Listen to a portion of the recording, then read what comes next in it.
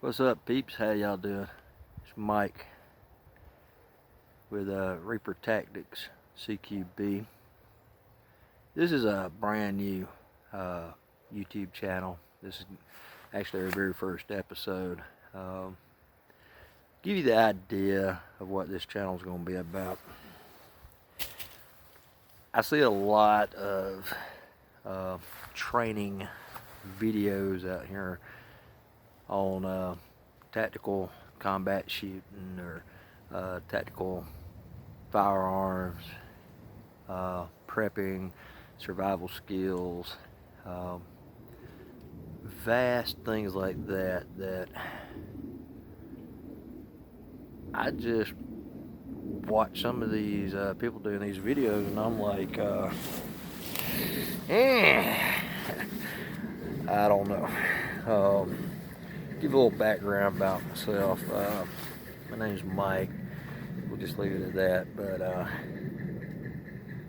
I am prior law enforcement. I've worked 4 different police departments in my lifetime. Then I went to the private sector as a security contractor, security consultant, private investigator, fugitive recovery agent, and executive protection agent, being a bodyguard. In my lifetime, I have fired millions of rounds, just shooting and training. And what I'm going to relay to y'all on this channel with Reaper Tactics C.Q.B is some of the training and some of the knowledge that I have acquired over the years doing this. Something that I enjoy, something that I'm very passionate about, something that I love to do. And we're just going to kick off this show, episode number 1, talking about Gray Man. A lot of people, and I am the world's worst about this myself, I'm guilty of it myself, being the tactical guy, wearing my 511 pants with my warrior wear tactical boots and true spec tactical polo shirts and SOG tactical jackets, my Oakley sunglasses.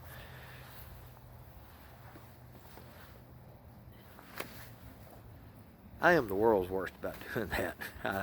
It's a bad habit that I try to break myself from. But in reality, you want to be the gray man. You want to be unseen. You want to be a ghost in the room. You want to be there but unnoticed. And the problem with being tactical is that you're drawing attention to yourself by being this tactical person. You know, around here, about the only people that dress like that are the cops, or the police.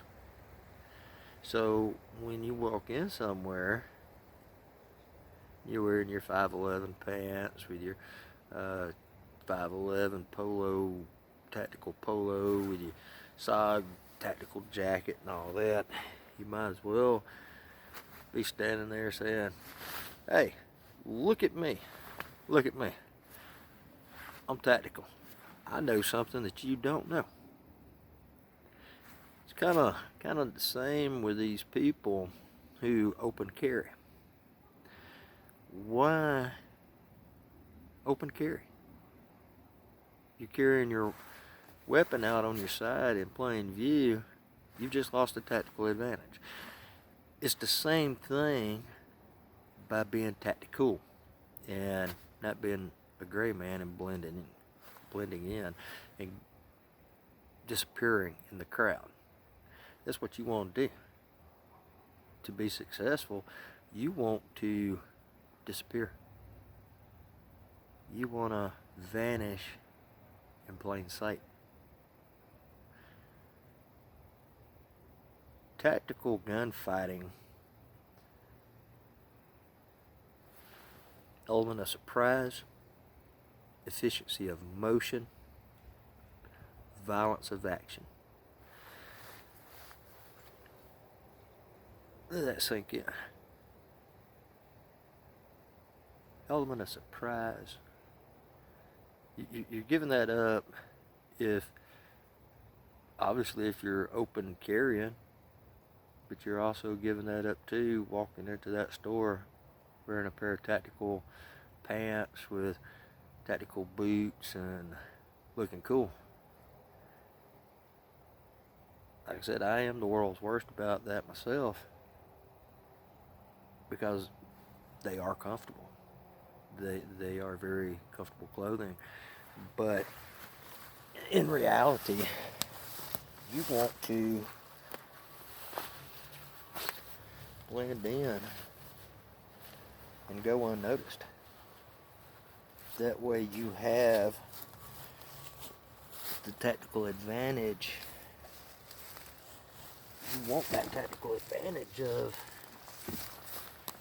being invisible, going unnoticed. You want that to work in your advantage by being unnoticed. Now, how many of you would give me a second thought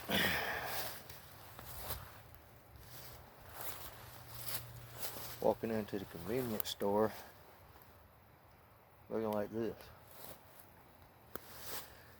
How many of you would give me a second thought if you see me walking through the grocery store looking like this,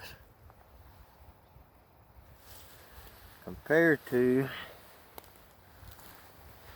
what you'd perceive of me wearing my khaki 5'11" tactical cargo pants with my Black Hawk Warrior wear boots and my true spec tactical polo and my operator's cap. You definitely notice me. Human nature. Don't believe me? Take yourself to the mall or to the airport or down to the local Walmart. Just walk around. Look at people. Watch people's movements. Watch their mannerisms.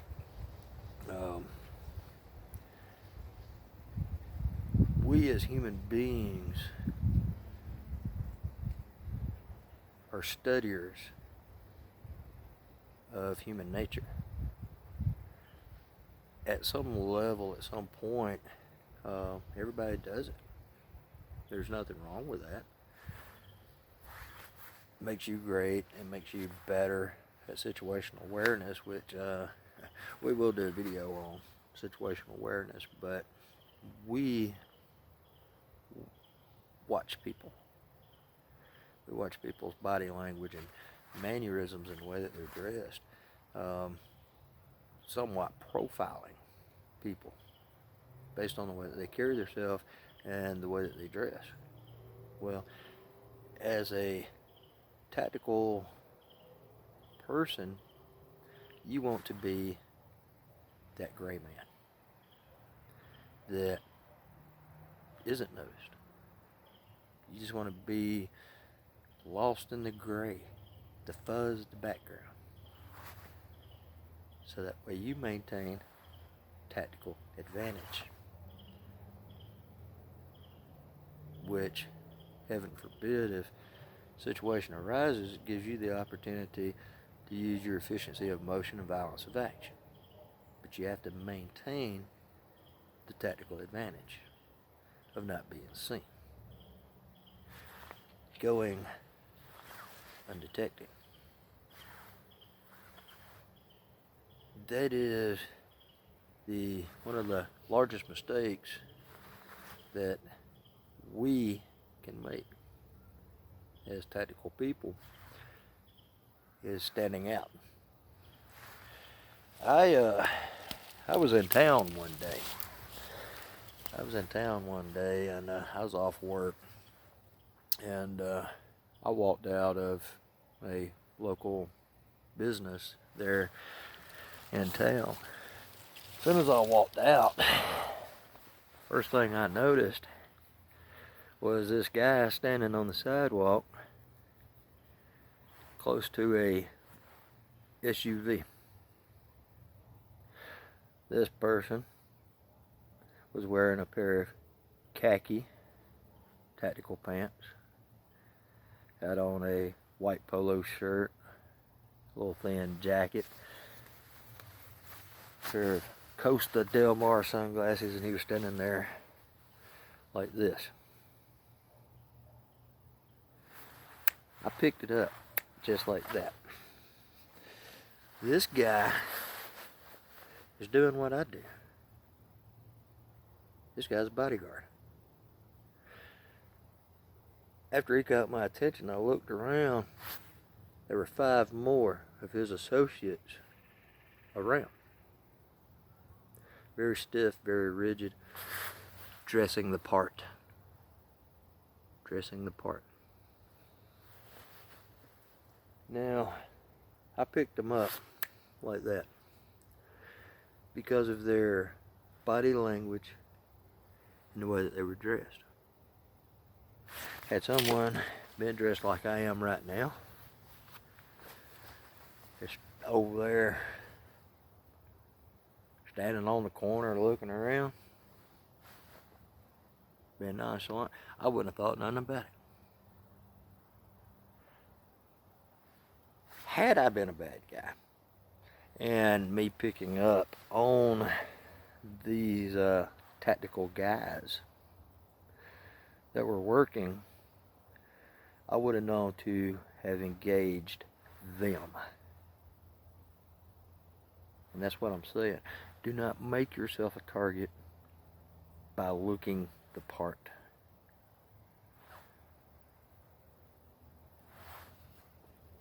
It's a dangerous world that we live in. Unfortunately, mass shootings are happening in Walmart on Saturdays. You got people shooting other people at church. It's a sad, sad world that we live in, and these training videos that I'm going to be bringing to you, they will kind of cross over into the prepper world, or shit hits the fan scenario. They can apply, but let me be blunt about this. Yes, I kind of am a prepper, but I'm not a prepper, and I'll explain it as we go on in the video series about what I mean. It is a dangerous world that we live in this day and time. You have got to be prepared anytime you walk out your door these days.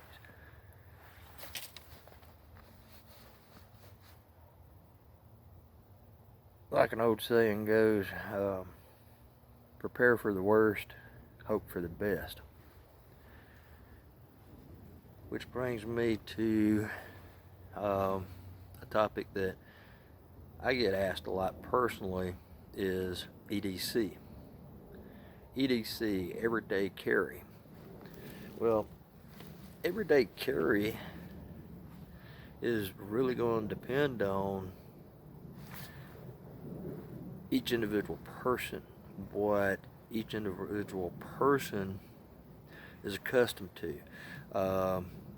How do you normally dress for work? How do you normally work at? Are you in a rural area? Do you work in a high rise in downtown business district? Do you work at a boutique mall? Do you work in a warehouse? What are you allowed to carry each and every day? There are a lot of companies and a lot of businesses out there that do not allow you to carry a firearm on their premises. Well, maybe they only allow you to carry a knife. Maybe that's all I'm saying, that you can carry every day with your EDC as a pocket knife on you. Little first aid kit, compass, stuff like that. Not everybody has the luxury of being able to carry a Glock with 3 mags, or AR-15 into their office, or so on and so forth. It depends on each individual and each individual's circumstance or happenstance of totality of your circumstances. Yeah, it'd be pretty cool, and be pretty awesome if you could go to work every day and carry a Glock on you. But unfortunately, not everybody has that luxury to be able to carry a Glock. Maybe there's a strict no firearms policy there where you work at, but maybe you're allowed to carry a pocket knife. Maybe you're allowed to carry a knife. Maybe throw a little bit of paracord in your pocket. Get you a little watch with a compass in the watch. Maybe go up a little bit more with a more robust inside the pants combat type knife, if you're not allowed to carry a gun. Sometimes we have to make do with what we've got. So I know that's really not a good answer for the question of EDC. What do I recommend for EDC? So please keep this in mind. It depends on you. But for me, my EDC is typically tactical folder. I like my Spyderco. Always got it in my pocket. Inside the pants, carry a fixed blade Tanto, full tang. We'll get into that later on down the road in some other videos. We will definitely look at things more in depth. Another thing that I carry EDC every day is I just carry a quick clot combat gauze. It's usually in one of my pockets on my pants, shirt, or jacket, usually on me. So that way, in an emergency situation, I have means to create a tourniquet and stop bleeding. Now, in my inside the pants sheath for my fixed blade, I'll show it to you later, but I've got 9 foot of 550 paracord wrapped around it, so that way I've always got emergency cordage. Of course, it's 2020. Everybody's got a smartphone, GPS, and everyday carry. If you familiar with where you're at and everywhere you got to go to get to where you need to be, fine. But if you're traveling and you're going through areas that you're not that familiar with, it's nice to know how to get back to where you need to be at. Very important that you be able to find your way home. Like I said earlier, another part of my EDC is my Casio Pathfinder. This watch has all kinds of different functions, which we'll get into in later videos, but it has a digital compass. So that way, if for some reason GPS is not an option, I still have a compass to navigate me to where I need to be at. This is a pet peeve. I actually have quite a few pet peeves. One of my pet peeves is why in the hell does anyone who carries a semi-automatic handgun not carry an extra mag? Or better yet, I don't even want to carry two extra mags. Yeah, it's a little heavy, but the way I see it is, I'd rather have 46 rounds and only need 5 than to need 46 and only have 5. As we get into some more videos, some tactical shooting videos, we're going to discuss that a little bit more. And of course, I carry my everyday carry, which is a Glock. That is my everyday carry. Like I said, your everyday carry is going to depend on your circumstances and what you're legally able to carry at that time, all day, every day. So be prepared for the worst, hope for the best, stay safe. Here comes one of my dummies. Well, it's both of my dummies. What are y'all doing? The dum-dums. Dum-dums have helped me.